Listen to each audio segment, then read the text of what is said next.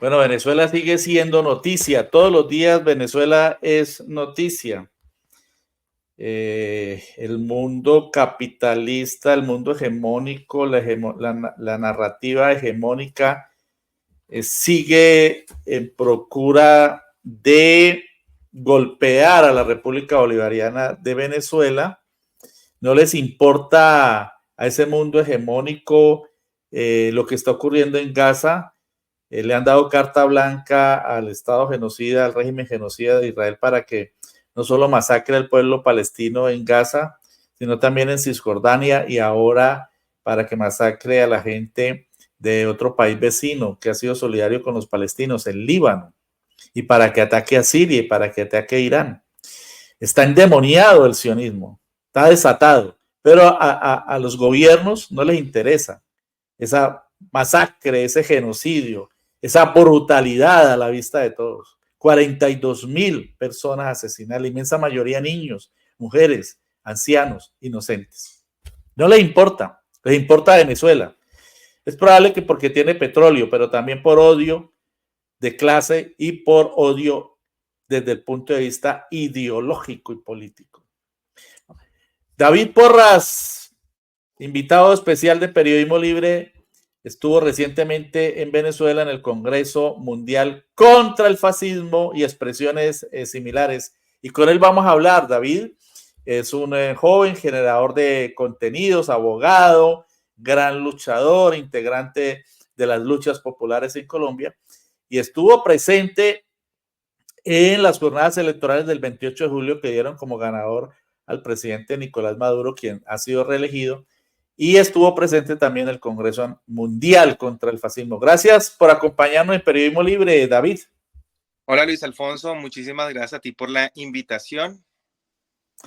Bueno, y se han producido muchas noticias esta semana, de algunas de ellas usted pudo ser testigo, lo vimos en un encuentro de un programa que tiene el presidente Nicolás Maduro por televisión, que se llama Con Maduro, algo así, ¿no? Los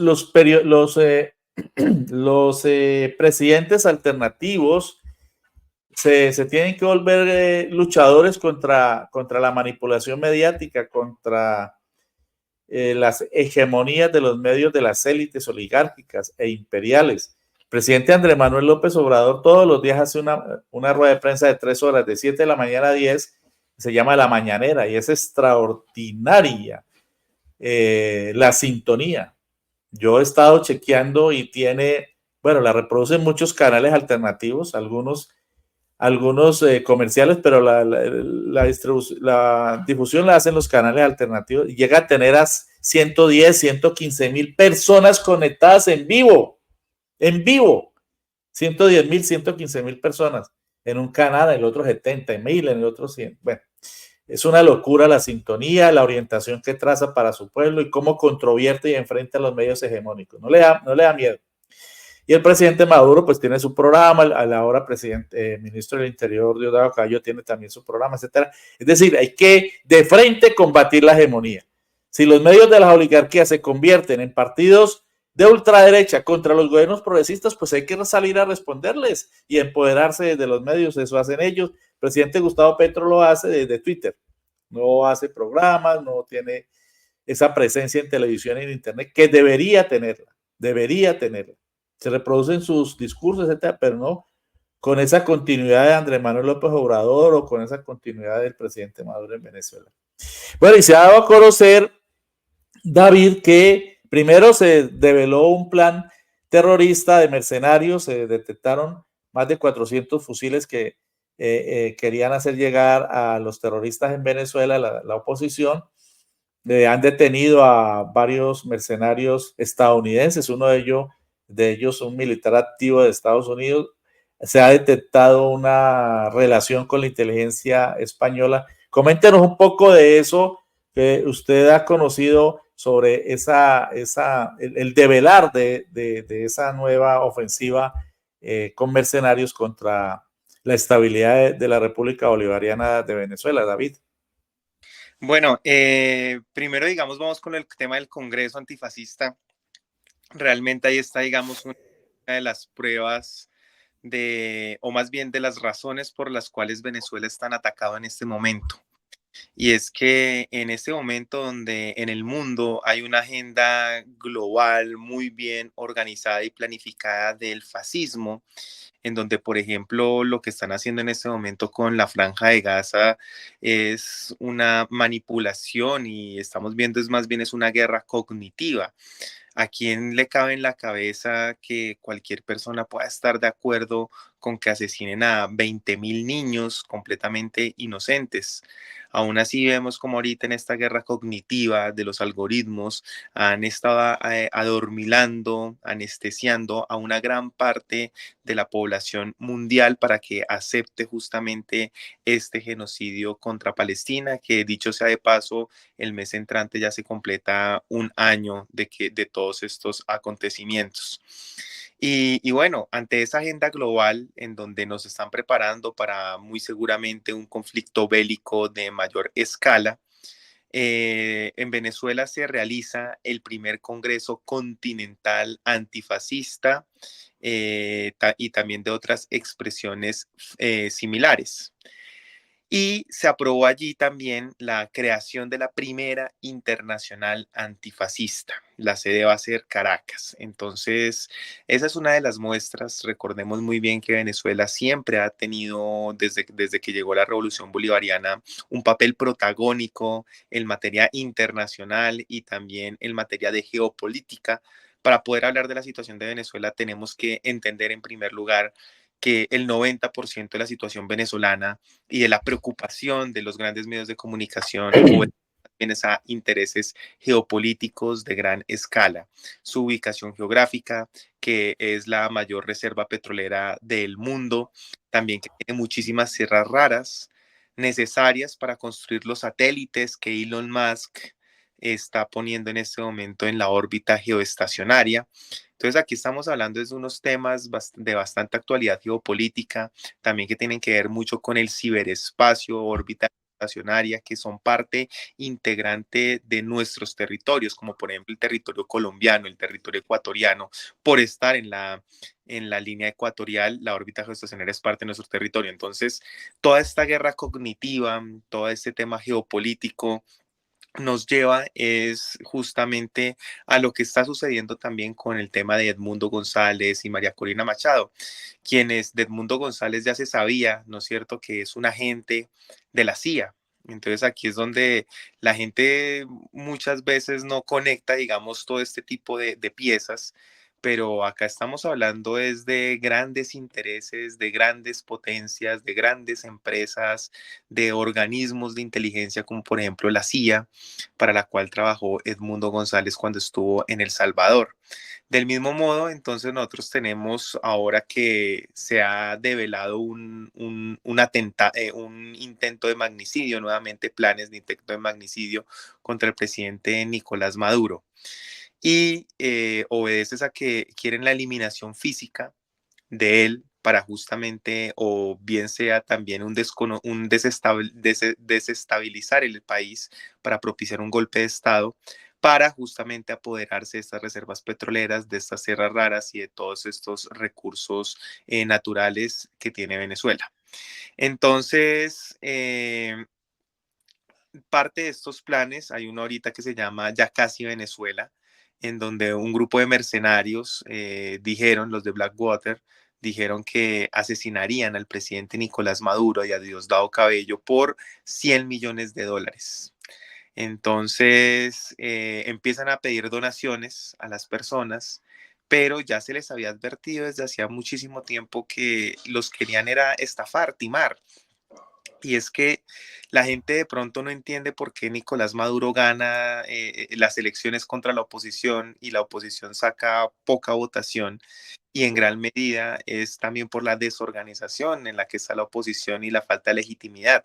La gente, misma opositora, ya se ha visto estafada muchísimas veces por la oposición venezolana, que ha pedido miles de millones de dólares en ayudas humanitarias.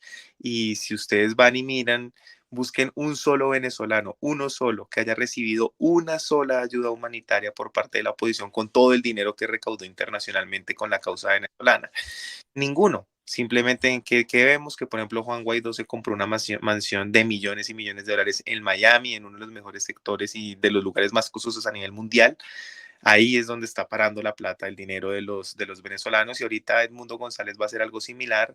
Ahora están haciendo esto con el tema de ya casi Venezuela. La cuenta regresiva era el lunes pasado.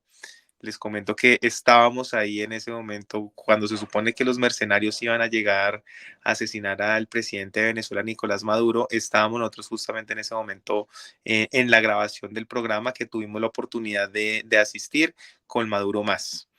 Y bueno, acá ya vemos es conectando todos estos puntos, es como un sistema como el venezolano, pese a múltiples, casi 1000 sanciones económicas que sufrió durante años para acabar su economía, pese a 800.000 millones de dólares que han adquirido en deuda externa, a una caída económica fruto de estas sanciones económicas, de esta guerra económica, que cayó una economía un 97%. Pese a todo esto, tenemos que ahorita en Venezuela está completamente recuperada, con paz, con soberanía alimentaria. Según la CEPAL, va a ser el país que tiene más crecimiento económico a nivel continental. Y todo eso también tiene mucho que ver con la estrategia comunicacional que se utiliza en Venezuela. Hemos estado muy inquietos porque aquí en Colombia vemos de pronto una carencia en alguna estrategia comunicacional que sea un poco más asertiva para transmitir los comunicados del gobierno del presidente Gustavo Petro, y por esa razón hemos estado estudiando, como muy bien tú lo anotabas, las mañaneras, por ejemplo, que es un ejercicio comunicacional extraordinario realizado por el presidente de México, Andrés Manuel López Obrador. Lleva más de 1300 mañaneras grabadas, si no estoy mal, de lunes a viernes, 4 horas comunicándole a la gente todo. Con Maduro Más es un programa similar que realizan solamente los lunes, en donde se habla de todas las narrativas, se pasa qué ha hecho el gobierno, ¿no es cierto? Entonces ahí mismo se pone a hacer rendición de cuentas a los ministros, a los funcionarios públicos, también se habla directamente con el pueblo, se habla sobre las matrices mediáticas, las contranarrativas, y aparte de eso, sumémosle a esto el programa TikTok Live de Maduro, y también con Maduro Podcasts.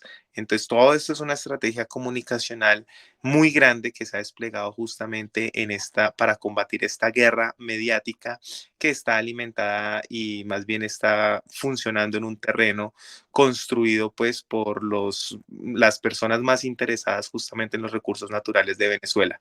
Una matriz por las grandes plataformas como Meta, con WhatsApp, Facebook, Instagram, como X, como, bueno, y como YouTube, por ejemplo, en donde esta matriz está por fuera de la normatividad de los sistemas legales de los países, siendo todo esto espectro electromagnético, siendo todo esto parte de la órbita geoestacionaria, siendo esto ciberespacio, es decir, parte de los territorios estatales.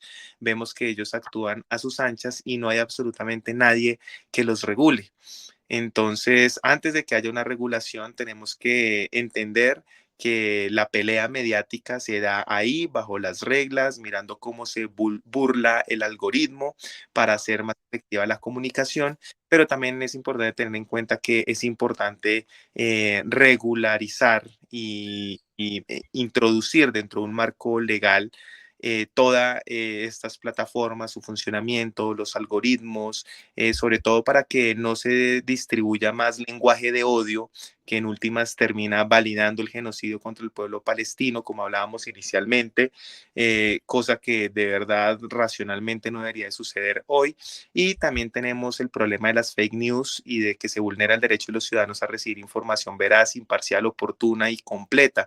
Entonces son cosas que se tienen que garantizar, y el Estado tiene que entrar a regular y reglamentar todas estas redes sociales, porque en este momento, y es lo que la gente no sabe, las guerras no son como antes, que eran guerras convencionales, con armamento, de armas de fuego, bombas. No, en este momento estamos en una guerra cognitiva realmente por la verdad. Ese es el campo de batalla que estamos dando contra el fascismo a nivel global, y en las redes sociales contra la mentira, contra el discurso de odio. Y pues bueno, ese es como el panorama más o menos en el que se dio este Congreso Antifascista, y en el que se han dado, digamos, estas noticias con respecto a los mercenarios que tenían planeado asesinar a Nicolás Maduro y a Diosdado Cabello. Bueno, a lo largo de los últimos programas, yo diría que llevamos unos 6, 7 programas en los que siempre tenemos el tema de Venezuela en nuestra agenda de periodismo alternativo. Y no seríamos periodismo alternativo que debe ser contrahegemónico si no planteáramos este tipo de análisis. Aquí la derecha tiene una narrativa hegemónica que incluso la han asumido, como lo decías, David, gente del campo que se denomina alternativo. Uno escucha influenciadores y gente que hace un gran trabajo comunicacional de respaldo a las reformas, comprometidos con el pueblo, denunciando las amenazas contra el presidente Petro y contra el gobierno del cambio, pero en materia internacional se consumen todita la narrativa oligárquica imperial, todita se la consumen y eso dan a conocer, pues por no utilizar otros términos más crudos, ¿no? Sale de sus bocas todo lo que repiten aquí las agencias internacionales y lo que dice la derecha y la extrema derecha. De modo que aquí tenemos otra visión, porque además lo conocemos, conocemos desde las causas lo que está ocurriendo, porque aquí vamos a otras fuentes, no porque estemos mintiendo, no porque estemos haciendo propaganda deliberadamente, no, estamos dando a conocer la verdad de lo que está ocurriendo. Me imagino que usted vio a un joven youtuber, influencer argentino, un joven Diego Omar Suárez Michelo 2.0. Sí, Estuvo en una reciente sesión de la Asamblea Nacional. Vamos a mostrar ahorita en nuestra sesión de resumen, sección de resumen, el video con este joven. No sé si lo pudiéramos mostrar ahora. Es muy interesante, porque él dice, me cansé de ver en Argentina todo lo que decían sobre Venezuela y me fui a Venezuela y encontró otro país. Encontró otro país. Fue muy interesante la intervención que él hizo en la Asamblea Nacional. Entonces la invitación para los que quieren que aquí también difundamos la narrativa hegemónica de la derecha contra el proceso bolivariano en Venezuela, pues aquí no lo van a encontrar porque nosotros sí vemos, sí leemos, sí nos documentamos, sí testimoniamos desde otras ópticas que no son las ópticas de la hegemonía. Entonces también se conoció esta semana, David, que el señor Edmundo González Urrutia reconoció que había capitulado. Claro, él después se retractó desde España utilizando a su abogado, un señor de apellido Aro, que es más mentiroso pues que un diablo, y salió a decir que él no había firmado nada y resulta que el presidente de la Asamblea Nacional del Poder Popular en Venezuela, Jorge Rodríguez, le mostró la carta firmada, recibida, con firma del señor, etcétera, etcétera, en donde capitulaba y decía que reconocía que aunque no le gustaba y no lo aceptaba, pues él había sido derrotado y que aceptaba el fallo del Tribunal Supremo de Justicia que había dado como ganador o que reconocía los resultados dados por el Consejo Nacional Electoral. Esa carta se ha difundido muchísimo, pero en Colombia no se difundió como la carta en la que el señor capitula, sino como una carta a la que lo obligaron. ¿Cuál es su análisis en relación con este episodio que también ha sido una de las noticias importantes sobre Venezuela esta semana, David? pues realmente, primero vayamos por el inicio. La gente no entiende, digamos, la gente que no conoce del tema de Venezuela, que no ha seguido su proceso y que, como tú bien lo decías, se traga todas las noticias enteras y no tiene ni siquiera la autocrítica de pensar, hey, si nos mienten con respecto al gobierno del presidente Gustavo Petro, no nos habrán mentido entonces con respecto al tema de Venezuela, no nos habrán mentido Exactamente. con respecto a otros procesos como el de Brasil, Argentina, etcétera. Entonces, la respuesta es que ellos tienen una agenda global y obedecen es una agenda global de la derecha extremista, fascista. Y pues en ese sentido han mentido sobre Venezuela como mienten todo el tiempo sobre el gobierno del presidente Gustavo Petro. Entonces, quienes no conocen un poco lo que sucede en Venezuela, digamos, hay que explicarles lo siguiente, y es que para nosotros, por ejemplo, el tema al presidente Nicolás Maduro 3 millones de votos y a Edmundo González 6 millones, eso fue ridículo, absolutamente no se podía creer realmente. Si lo hubiesen puesto al presidente Nicolás Maduro, no sé, 5.500.000, y a Edmundo González una diferencia de 500.000 votos, hubiese sido creíble, ¿sí? Pero ¿por qué digo que no es creíble, digamos, ese fraude electoral que está montando la derecha venezolana? Es porque el Partido Socialista Unido de Venezuela tiene 6 millones de militantes. En Venezuela tienen 5.200.000 milicianos. El presidente Nicolás Maduro ha entregado, bueno, la Revolución Bolivariana ha entregado más de 5 millones de viviendas. Hay 1.200.000 VC, que son líderes que se denominan Unidad de Batalla Hugo Chávez. Hay 260.000 líderes de calle. Entonces, cuando uno ve toda esa infraestructura, todo ese partido político, toda esa maquinaria de lo que es el PSUV, pues es absurdo completamente que el presidente Nicolás Maduro haya sacado 3 millones de votos. Máxime cuando la economía venezolana está bien, hay empleo, la inflación se ha mantenido estable durante 14, 15 meses. Del mismo modo, la tasa de cambio con respecto al dólar, la misma tasa de cambio los últimos más de un año, llevan con la misma tasa de cambio. La economía que más va a crecer en todo el continente. Entonces, realmente la economía venezolana se ha recuperado muchísimo, 100% de soberanía alimentaria, ellos producen sus propios alimentos. Entonces, cuando uno ve que, digamos, la revolución bolivariana continúa avanzando con esos logros, pese a las sanciones económicas, que se está recuperando, cuando uno mira toda esa maquinaria política y electoral que tienen ellos en el partido, pues es absurdo completamente el resultado que puso Edmundo González y María Corina Machado. Además, Y ahí estamos viendo, perdón que te interrumpa, David, estamos viendo los resultados oficiales. A mí me llama la atención que no se dan a conocer estos resultados porque son públicos. Nosotros lo tenemos aquí desde el 2 de agosto, viernes 2 de agosto, lo recuerdo muy bien, que antes de que se iniciara una sesión del Tribunal Supremo de Justicia, el presidente del Consejo Nacional Electoral de Venezuela, Amoroso, dio una locución nacional y dio a conocer estos resultados. Es más, en estos días, en una rueda de prensa, le preguntaban a Jorge Rodríguez, le decía una señora corresponsal creo que era de la W, decía, es que ustedes después de 2 meses no han dado a conocer los resultados. Resulta que aquí los tengo. Yo no sé si será que yo soy el único que tengo estos resultados, David. ¿Usted qué opina? Pero yo los tengo desde el 2 de agosto, ¿no? Fue el 2 de agosto, ¿cierto? Y en ellos dice, con el 97% de las mesas escrutadas, 97%, solamente en ese momento faltaban el 3% de lugares alejados y de los que fueron saboteados por el ciberataque electoral. Y ahí dice 51,95% Nicolás Maduro con 6.408.844 votos.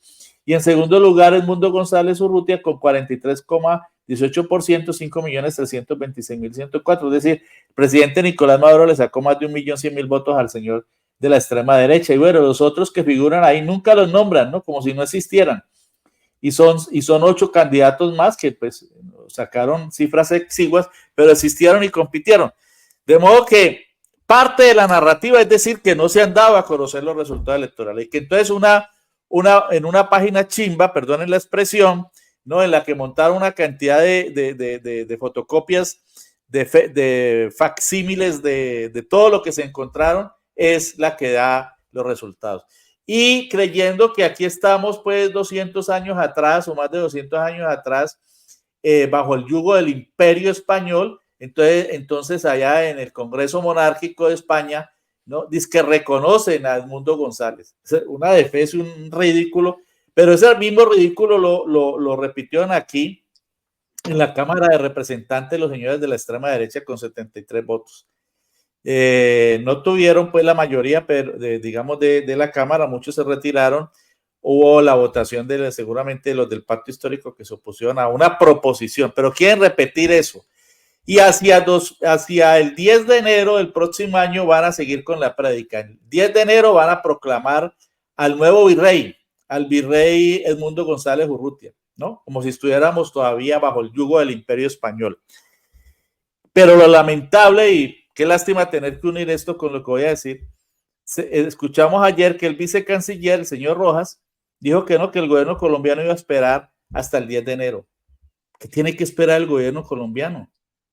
¿Será que hay que esperar qué? ¿Qué hay que esperar cuando es absolutamente claro que fue reelegido el presidente Nicolás Maduro, que Venezuela es un aliado económico, territorial, con una frontera de más de 2 millones de kilómetros entre los dos países y que está sirviendo el proceso de paz, que siempre lo ha hecho y que presentó unos resultados a través de sus instituciones que dan como reelegido el presidente Nicolás Maduro? ¿Usted qué opina de esto, que para mí es un grave error, si eso va a ser así, del presidente Gustavo Petro, quien había expresado dudas sobre la elección, la ratificación o la reelección del presidente Nicolás Maduro? Incluso había llamado es que a una cohabitación, lo cual para mí es un absurdo, un Frente Nacional, lo cual para mí es ahistórico, porque el Frente Nacional en Colombia fue una defecio, y el acuerdo de punto fijo en Venezuela fue algo parecido, nefasto,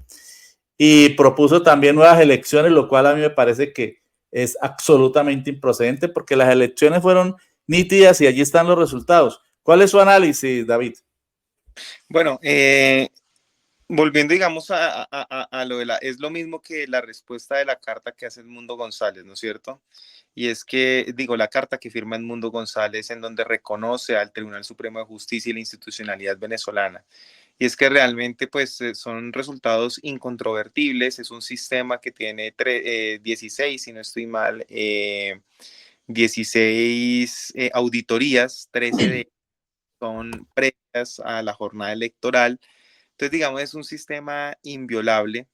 Realmente ahí están los resultados. Tú muy bien estabas mostrando, digamos, ahí el tarjetón electoral. Varios de esos candidatos opositores estaban diciendo que las actas por Edmundo González eran falsas, porque cuando ellos digitaban su documento de identidad, aparecían registrados en otros puestos de votación donde ellos no votaban, o en los puestos de votación donde ellos mismos votaban, incluso no aparecían sus votos. Entonces, no aparecían, entonces ellos no votaron por ellos mismos, sino todos votaban por Edmundo González según la página web de María Corina Machado y de Edmundo González. Y bueno, ahí también se ve, digamos, una parte, en parte, la división de la oposición venezolana, que en su mayoría no está representada en esos candidatos.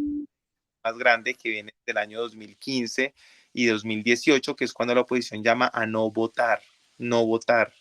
Por esas razones que, digamos, hay una parte de la oposición que no votó, también hay una parte del oficialismo que no votó como castigo también, digamos, a problemas económicos que se han visto en Venezuela y que no son una sorpresa para nadie.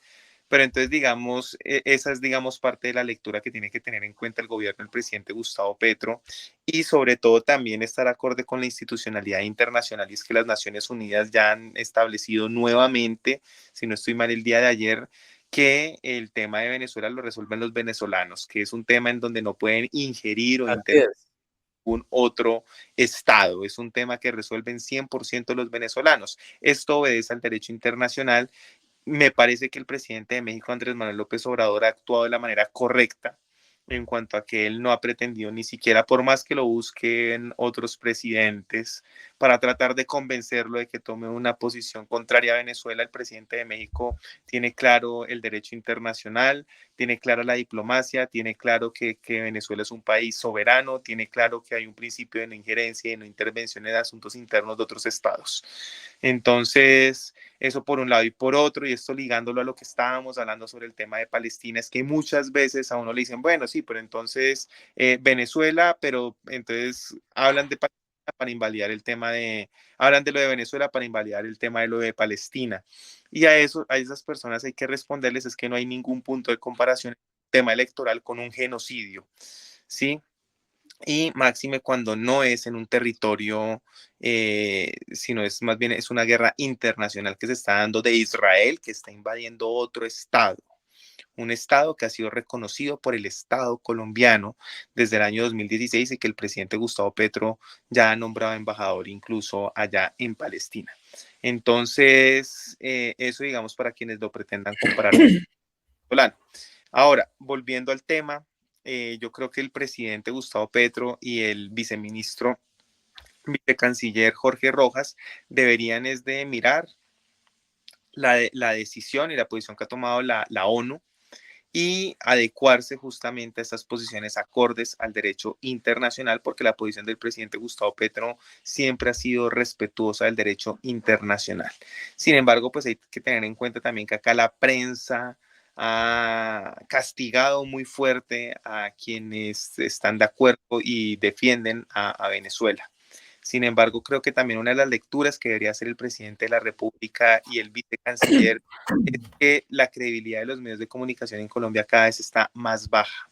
Y lo que han generado en este momento apoyos públicos como el de Vicky Dávila, el de María Fernanda Cabal, el de Paloma Valencia, el de Miguel Uribe Turbay, el de Álvaro Uribe Vélez, a Edmundo González y a María Corina Machado, incluso a la violencia que ellos han generado, ¿no es cierto? Y a las víctimas que han dejado estas personas, pues lo que tenemos acá es que muchas personas que se oponen y que conocen la política del Centro Democrático y de la derecha colombiana han tomado conciencia, han despertado y en este momento han visto lo que realmente está sucediendo en Venezuela.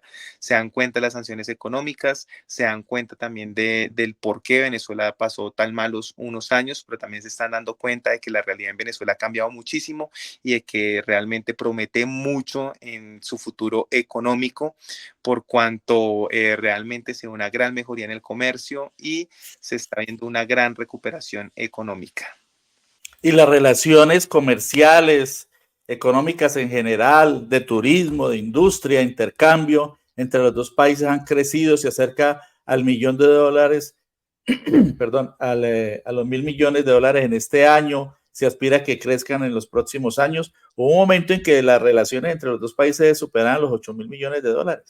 Las bajó Santos y terminó de aplastarlas y enterrarlas el señor Duque, que hizo una política exterior y sobre todo una política contra Venezuela desastrosa, que yo califico de criminal, porque son 2.000 kilómetros cuadrados de frontera que tienen que ser valorados como corresponde entre dos países hermanos, y él dinamitó esas relaciones de hermanos, diplomáticas que deben ser, etcétera. En todo caso, esperamos que no se siga cometiendo ese error de desconocer la institucionalidad de la hermana República Bolivariana de Venezuela por parte del presidente Gustavo Petro, y se reconozca que el presidente reelecto, el presidente Nicolás Maduro Moros, allí están las pruebas, allí están los resultados del Consejo Electoral, allí están el pronunciamiento del Tribunal Supremo de Justicia, es decir, allí está la institucionalidad. Y como lo ha dicho y lo recuerda David, el presidente de México, Andrés Manuel López Obrador, no solamente ha dicho que este asunto lo tienen que resolver los venezolanos porque él respeta la soberanía de los pueblos, la libre determinación de las naciones, etcétera, sino porque la misma Constitución de México así lo establece y nuestra Constitución también. Es más, nuestra Constitución va más allá y dice que nosotros nos debemos a la solidaridad latinoamericana. De modo que seguiremos esperando. Nosotros respaldamos en la inmensa mayoría de sus decisiones y de su práctica administrativa, política, de gestión, de cambio al presidente Gustavo Petro, pero en lo que tenemos que criticarlo lo hacemos. Y no estamos en lo absoluto de acuerdo con la posición que viene asumiendo en relación con Venezuela, porque además, David, yo no sé si es que en el campo alternativo no se entiende, hay un dicho muy popular, ¿no? Que los dichos son sabios. Dice, dime con quién andas y te diré quién eres. Mire con quién anda la señora Corina Machado, que es quien maneja el títere Edmundo González. Ese señor, pues un anciano y todo, él lo único que quería era irse de España, ir a disfrutar irse de Venezuela, ir a disfrutar de Europa.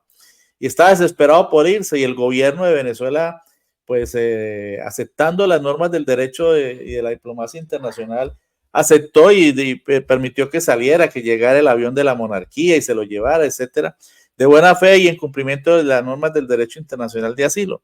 Pero el señor traicionó eso, y quien está detrás de él es la señora Corina Machado, quien dirigió una carta a Benjamín Netanyahu, el criminal, el genocida, para decirle en el 2018 que invadiera su país para que lo salvara de la dictadura, entre comillas, de Maduro. Entonces, ese es el tipo de personas, una afín al sionismo, que nunca ha criticado el genocidio que comete el Estado terrorista de Israel contra el pueblo palestino en Gaza. Nunca lo ha criticado, y todos sabemos que esa es la persona que está detrás de Edmundo González, a quien quieren poner allí es que como presidente, y el Parlamento Europeo dice que lo reconoce. ¿Dónde están las actas? ¿Dónde están las normas? ¿Dónde está la ley? ¿Dónde está la institucionalidad? Es decir, estaríamos entrando en la absoluta arbitrariedad internacional.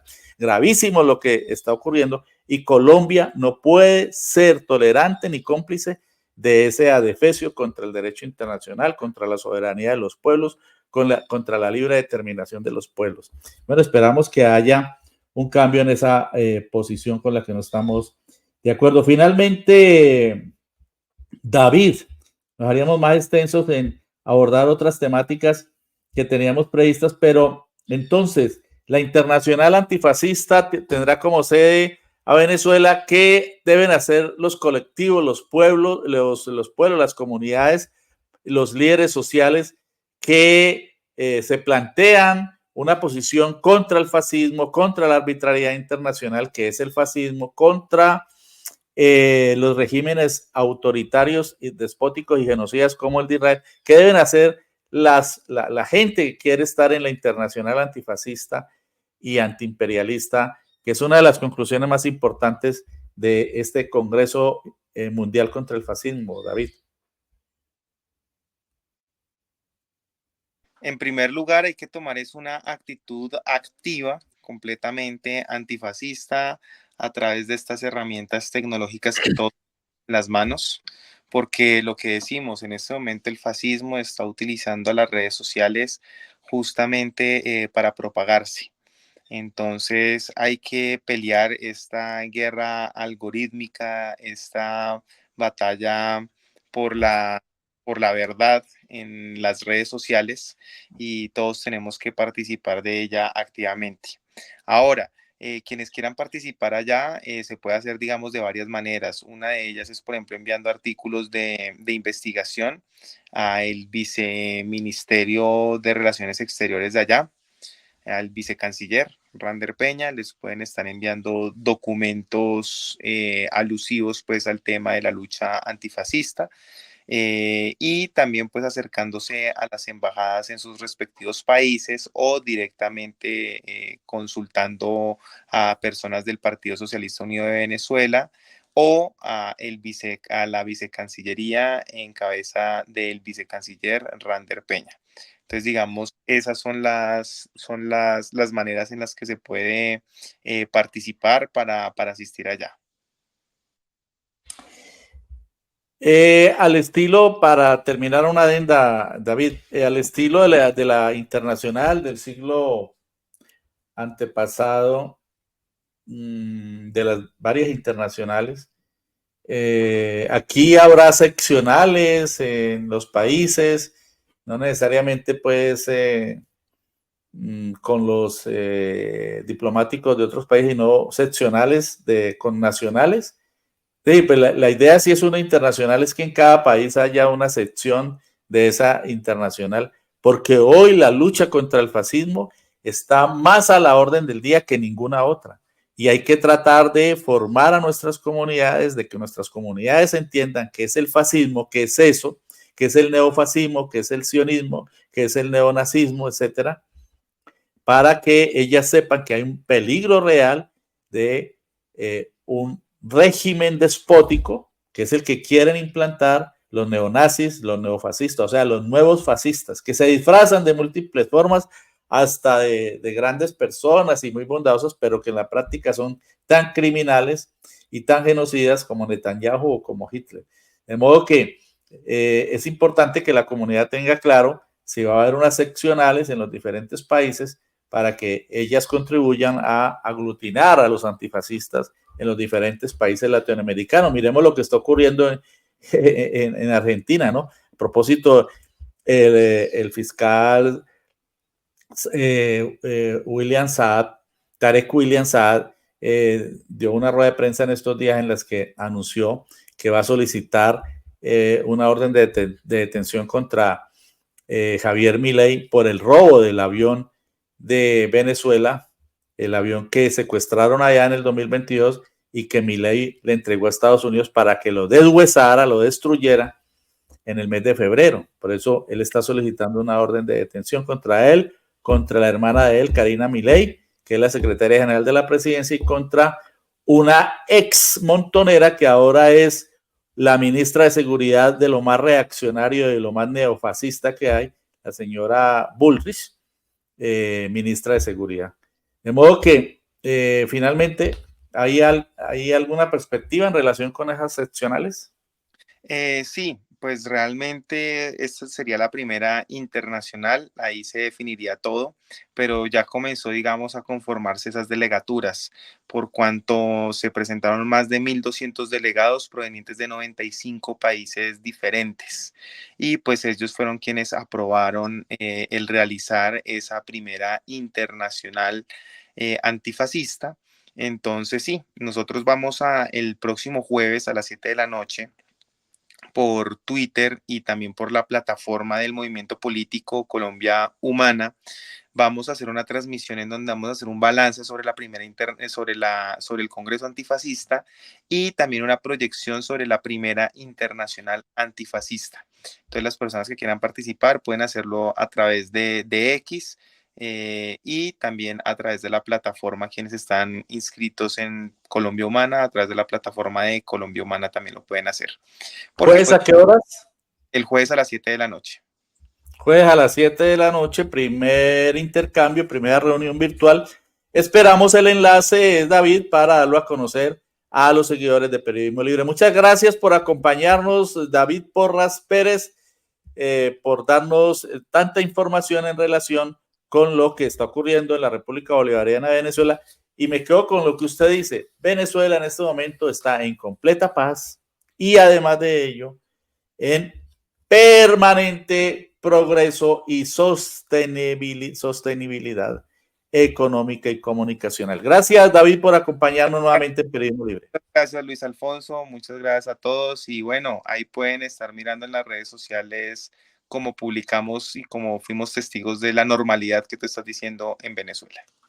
Sigan a David, síganlo, que tiene contenidos muy importantes en X. ¿Solo en X? En X y en TikTok. En Y en X y en TikTok. Ahí estamos en todo lado, mejor dicho. Bueno, sigan a David Porras.